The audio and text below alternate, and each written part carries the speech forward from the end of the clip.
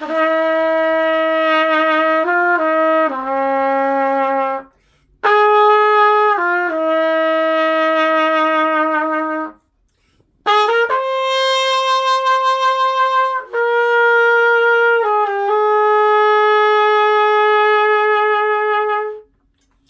is Minister Kujenga Eliyah Ashe, Ambassador to the United Nations for the Edenite Civil Society and for the Hebrew Israelites scattered to the four corners of the world.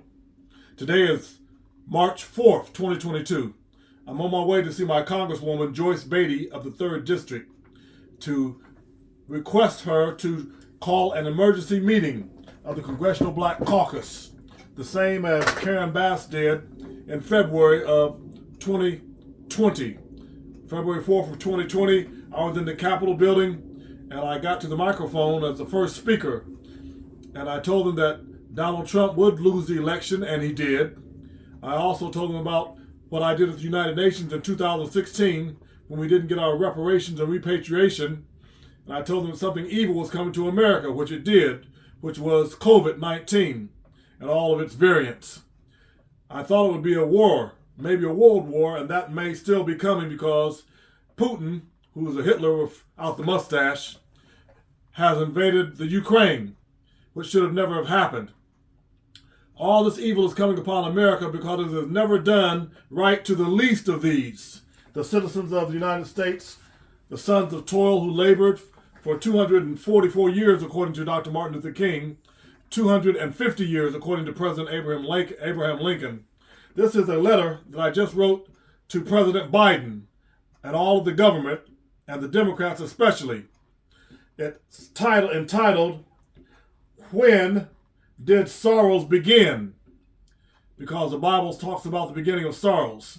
And in here I tell him that he should have had United Nations peacekeeping forces around the Ukraine, along with NATO forces around the Ukraine before Putin got there, because he knew a month before he got there that he was coming to do that.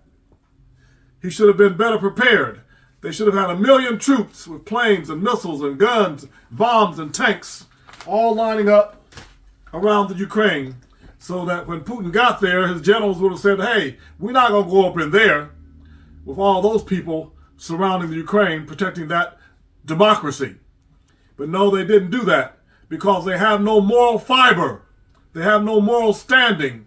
They have no moral backbone because they never gave the Native American Indians the proper treatment.